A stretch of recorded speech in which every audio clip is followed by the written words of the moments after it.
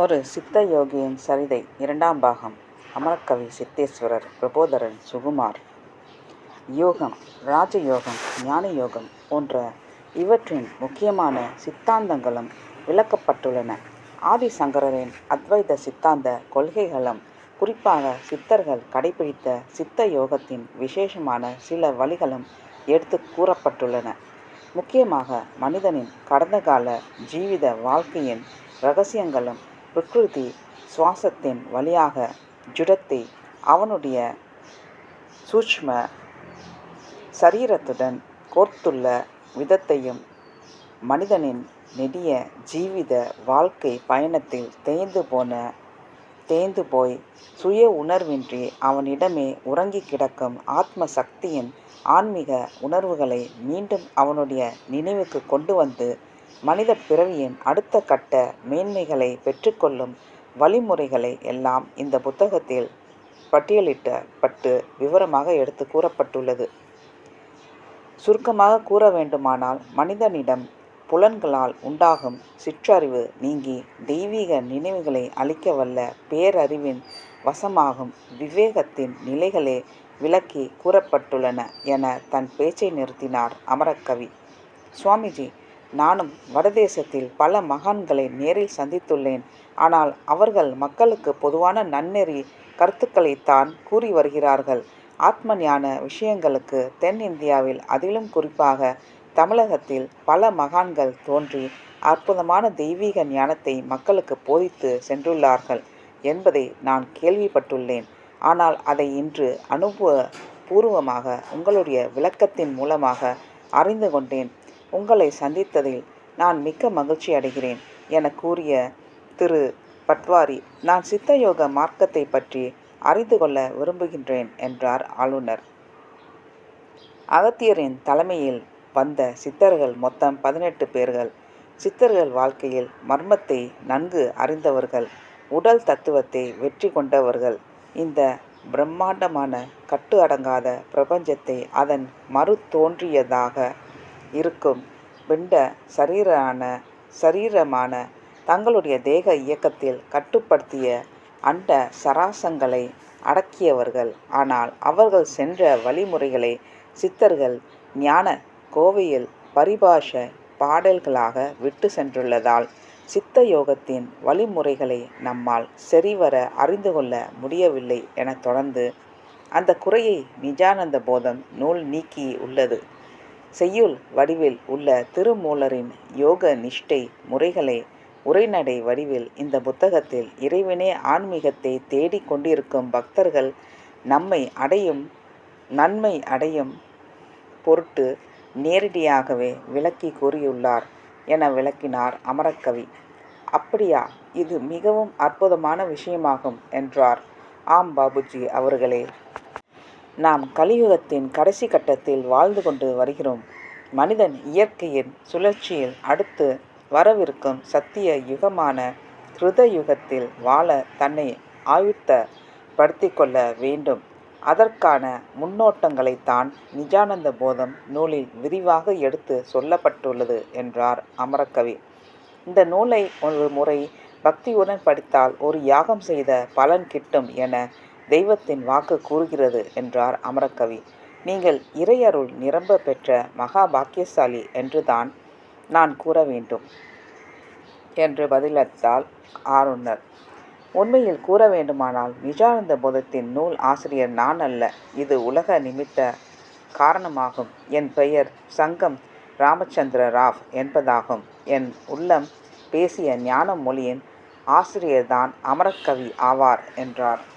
எனக்கு கிடைத்த பிரம்ம உபதேசங்களை எந்தவித அடித்தல் திருத்தல் இல்லாமல், அதனை ஒரு ஒழுங்கான கோர்வையான முறையில் அமைத்து வைக்காமல் எனக்கு எப்படி கிடைத்ததோ அப்படியே வாசகர்களுக்கு அளித்துள்ளேன்.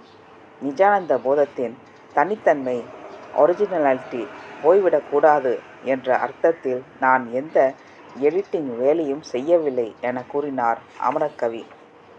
திரு பட்டாபிராமனின் ஆர்வம்.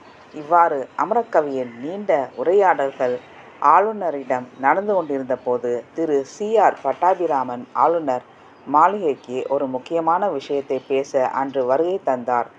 அன்றைய தினம் மாலை 4 மணி அளவில் ஆளுநரை நேரில் சந்திக்க அவருக்கு நேரம் ஒதுக்கப்பட்டிருந்தது.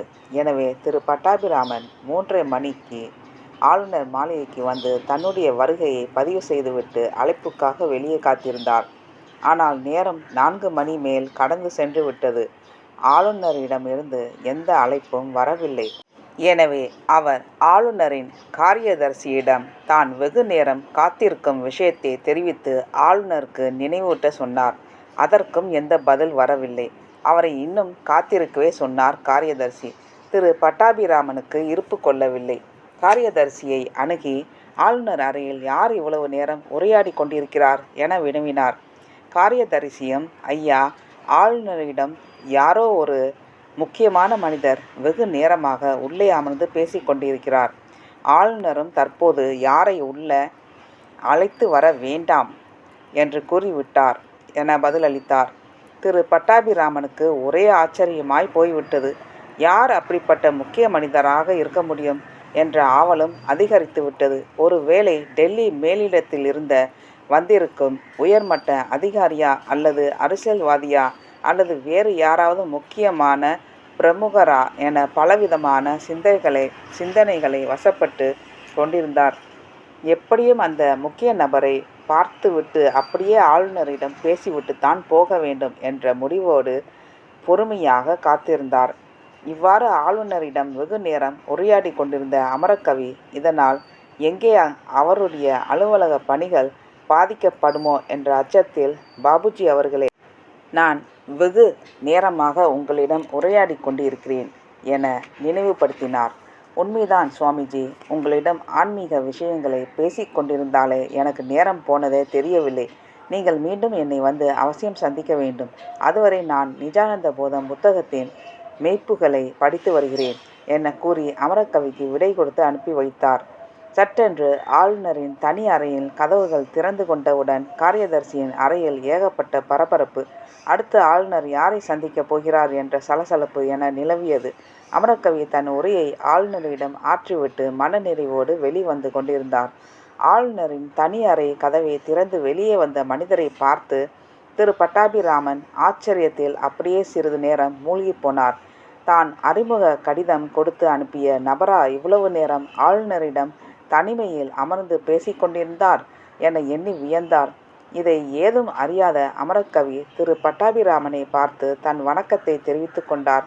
ஒரு புன்சிரிப்புடன் தன் வியப்பை குரலில் வெளிக்காட்டிய திரு பட்டாபிராமன், சுவாமிஜி, நீங்களா இவ்வளவு நேரம் ஆளுநரிடம் பேசிக்கொண்டிருந்தீர்களா என வினவி, நீங்கள் ஆளுநரிடம் இவ்வளவு நெருக்கமான நட்பு கொண்டது எனக்கு மிக்க மகிழ்ச்சியாக உள்ளது. உங்களுடைய புத்தகத்திற்கு பிற்காலத்தில் அவர் உதவி செய்வார் என மனநிறைவோடு கூறினார். திரு பட்வாரின் முன்னுரை. இப்படி பலமுறை அமரக்கவி திரு பட்வாரி அவர்களை நேரில் சந்தித்து ஆன்மீக விஷயங்களை உரையாடி மகிழ்ந்திருக்கிறார். திரு பட்வாரி அமரக்கவியிடம் நிறைய விஷயங்களை விவாதத்திற்கு முக்கிய காரணமே அதில் அவர் அளிக்கவிருக்கும் புத்தகத்திற்கான சிறப்புரையை நல்ல விதமாக கொண்டு வர வேண்டும் என்ற நோக்கத்திற்காகவே ஆகும். ஒரு நாள் நிஜானந்த போதம் புத்தகத்தின் முன்னுரையை சிறப்பாக எழுதி முடித்த திரு பட்வாரி தம்மை சந்திக்க வந்த அமரக்கவியிடம், சுவாமிஜி, இதோ நிஜானந்த போதம் புத்தகத்திற்கான முன்னுரையை ஆங்கிலத்தில் அளித்துள்ளேன், படித்து பாருங்கள் என அளித்தார். ஆங்கில முன்னுரையை அமைதியாக படித்து முடித்த அமரக்கவி, பாபுஜி, நீங்கள் வெகு சிறப்பாக முன்னுரையை எழுதி முடித்துள்ளீர்கள். புத்தகம் வெளிவந்தவுடன் அதை கொண்டு வந்து தருகிறேன் என்று பாராட்டி பதில் கூறினார் அமரக்கவி. ஆளுநரின் விருப்பம். நல்லது சுவாமிஜி, உங்கள் விருப்பம் போல் செய்யுங்கள் என்று கூறிய திரு பட்வாரி, நான் இப்பொழுது உங்களுக்கு ஒரு பரிசு ஒன்றை அளிக்க உத்தேசித்துள்ளேன். அது உங்களுடைய பிற்கால ஆன்மீக பணிகளுக்கு மிகவும் உதவியாக இருக்கும் என புதிர் போட்டு பேசினார். அமரக்கவி ஆளுநர் அடுத்து என்ன கூறப்போகிறார் என்பதை கேட்க அமைதியாக இருந்தார். சுவாமிஜி, நீங்கள் தனி ஒரு மனிதராக இந்த மாபெரும் தெய்வீக பணியை சுமந்து கொண்டு வருகிறீர்கள். நீங்கள் எழுதி வரும் இந்த புத்தகம் மிக ஆழமான சித்த யோக கருத்துக்களை கொண்டுள்ளது. இதன் ஓட்டம் அனைத்தும் தெய்வீகமானது என்பதை நான் அறிந்து கொண்டேன். மேலும் இப்புத்தகத்தை சாமானியத்தில் ஒரு சாதாரண ஆன்மீக புத்தகத்தை படிப்பது போல் படிக்க முடியாது. அவன் எவ்வளவு பெரிய அறிவாளியாக இருந்தாலும் சுலபத்தில் இதன் கருத்துக்களை அறிந்து கொள்ள முடியாது. நீங்கள் பலமுறை உங்கள் கிரந்தங்களை பற்றி என்னிடம் நிறைய விஷயங்களை எடுத்து கூறி பல ஆன்மீக இரகசியங்களை எனக்கு நிதானமாக புரிய வைத்துள்ளீர்கள். உங்களுடைய வரவினால் எனக்கும் சிறிது ஆன்மீக ஞானம், ஆத்ம ஞானம் இவை எல்லாம் வளர்ந்து வருகிறது. எனவே என் மனதில் ஒரு யோசனை தோன்றுகிறது. நீங்கள் ஆசிரமம் போன்ற ஒரு ஸ்தாபனத்தை அமைத்து கொண்டால் உங்களை தேடிக்கொண்டு நிறைய பேர்கள் வருவார்கள். அதன் மூலம் உங்கள் ஆன்மீக சேவையை இன்னும் சிறப்பாக செய்யலாம். இதை முன்னிறுத்தியே உங்களுக்கு மவுண்ட் ரோடு பகுதியில் 6 கிரவுண்ட் அரசு நிலத்தை உங்கள் பெயரில் எழுதித்தர நான் உத்தேசித்துள்ளேன். தமிழக முதல் அமைச்சர் திரு எம்.ஜி. ராமச்சந்திரன் அவர்களும் எனது முடிவை என்றுமே தட்டியதில்லை. அவர் பல தர்ம காரியங்களுக்கு தானே மனமுவந்து பல உதவிகளை அள்ளித் தந்துள்ளார்கள். இனி நீங்கள் செய்ய வேண்டியதெல்லாம் உங்கள் பெயரில் எப்பொழுது பத்திரத்தை பதிவு செய்ய முடிவெடுத்துள்ளீர்கள் என்பது மட்டுமே என தன்னுடைய நீண்ட உரையை ஆற்றி முடித்தார் ஆளுநர். ஆளுநருக்கு அமரக்கவியின் பதில். சற்று நேரம் மௌனமாக அமர்ந்திருந்த அமரக்கவி தன் பேச்சை மிகவும் எச்சரிக்கையாகவே துவக்கி, பாபுஜி, உங்களுடைய தூய்மையான எண்ணம், இறைப்பற்றின் மேல் உள்ள அசைக்க முடியாத நம்பிக்கை, சமூகத்தின் மேல் நீங்கள் கொண்டுள்ள அக்கறை போன்றவற்றை நினைத்து பார்த்தால் என் உள்ளம் மகிழ்கிறது. என்னுடைய யோக நிஷ்டை தற்போதுதான் பிரம்ம நிஷ்டை எனும் நிலையை நோக்கி நகர்ந்து கொண்டுள்ளது. நான் ஒரு சாதாரண மனிதன். உண்மையான அறிவு என்பது எது என்று நான் விடாமுயற்சி செய்து இயற்கையின் வசம் புதைந்துள்ள பல இரகசியங்களை அறிந்து கொள்ள ஆவல் மிகுந்தவனாக இருக்கிறேன். பிரம்ம சிருஷ்டியின் பிரபஞ்ச இரகசியம் என்பது கரை காண இயலாத ஒன்று என்பதையும் நீங்கள் இத்தருணத்தில் நினைவில் கொள்ளுங்கள். இந்த சமயத்தில் நான் மடம், ஆசிரமம், அறக்கட்டளை என்று என் கவனத்தை திசை திருப்ப விரும்பவில்லை. அவை அனைத்தும் ஒரு வகையான சம்சார பந்தங்களே. அதில் மூழ்கினால் மீண்டும் எழுவது கடினம். நீங்கள் சித்தர்கள், ஆழ்வார்கள், நாயன்மார்கள் இவர்களின் வாழ்க்கையை ஒரு தரம் திருப்பி பாருங்கள். அவர்கள் எந்த ஒரு தொண்டு ஸ்தாபனங்களையும் நிறுவிக் கொள்ளாதவர்கள். அவர்கள் காட்டிய வழியிலேயே நான் சென்று கொண்டுள்ளேன். மக்களுக்கு தேவையெல்லாம் தெய்வீக ஞானமும் அறிவும் தான். அதனை நிஜானந்த போதம் மற்றும் இதர கிரந்தங்களின் மூலமாக எழுதி வைத்துள்ளேன். அவர்கள் அதனை பக்தியுடன் படித்தாலே போதுமானது. தெய்வத்தின் அருள் கடாட்சம் தன்னால் கிட்டும். சாதாரண மனிதனான என்னை பார்த்து மக்கள் என்ன செய்ய போகிறார்கள்? இதனால் அவர்களுடைய லௌகீக தேவைகளிலேயே நாட்டம் சென்று விடுமே தவிர ஞான மார்க்கத்தின் மேல் நாட்டம் கொள்ள மறந்து போய்விடுவார்கள். என்னை பிறர் பாராட்டி பேச வேண்டுமென்று நான் ஒருபோதும் விரும்பியதில்லை. நான் எல்லோரிடத்திலும் சகஜமான முறையில் பழக வேண்டும். அதன் மூலமாகவே என் போதனைகளை அளிக்கவே விரும்புகிறேன். எனவே அருள் கூர்ந்து நீங்கள் என்னை மன்னிக்க வேண்டும். தங்களுடைய விருப்பத்தை நிறைவேற்ற முடியாத நிலையில் உள்ளேன் என்று கூறி ஆளுநரின் மனத்தை புண்படுத்தாமல் பேசினார். அமரக்கவியின் சாதுரியமான இந்த பேச்சை கேட்ட ஆளுநர், சுவாமிஜி, நான் என் வாழ்க்கையில் ஒரு உண்மையான, ஒரு பற்றற்ற சித்த யோகியை தரிசனம் செய்ததை என் பாக்கியமாக கருதுகிறேன். நீங்கள் இந்த உலகத்தில் தெய்வத்தின் அன்பை தவிர வேறு எதையும் விரும்பாத ஒரு மாமனிதர் என்பதை நான் புரிந்து கொண்டேன். என்னை பொறுத்த வரையில் ஆத்ம ஞானத்தின் அனுபவங்களை, பிரம்ம ரகசியங்களை நீங்கள் தைரியமாக எடுத்து கூறிய அளவிற்கு ஒருவரும் துணிந்து எழுதி அதை ஒரு பப்ளிக் டாக்குமெண்ட் போல் வைத்ததில்லை. நான் மீண்டும் சந்திப்போம் என கூறி அமரக்கவியின் கைகளை இறுக்கமாக தழுவி கண்களில் ஒற்றிக்கொண்டு, எனக்கு உங்கள் ஆசியை மட்டும் அளியுங்கள், அது போதும் எனக்கு என அன்புடன் கூறினார். திரு பிரபுதாஸ் பட்வாரிக்கு தன்னுடைய மனநிறைவான ஆசி வழங்கிய அமரக்கவி தன் இல்லம் போய் சேர்ந்தார். பற்றற்ற துறவி. இதுவே அமரக்கவியை தவிர வேறொரு நபராக இருந்திருந்தால் தமக்கு தெய்வமே அள்ளித்தந்த ஒரு பொன்னான வாய்ப்பு என கருதி ஆளுநர் பட்டயம் போட்டு தரவிருந்த 6 கிரவுண்ட் நிலத்தை தானமாக வாங்கி கொண்டு அதில் ஒரு ஆசிரமத்தை கட்டி கொண்டிருப்பார்கள்.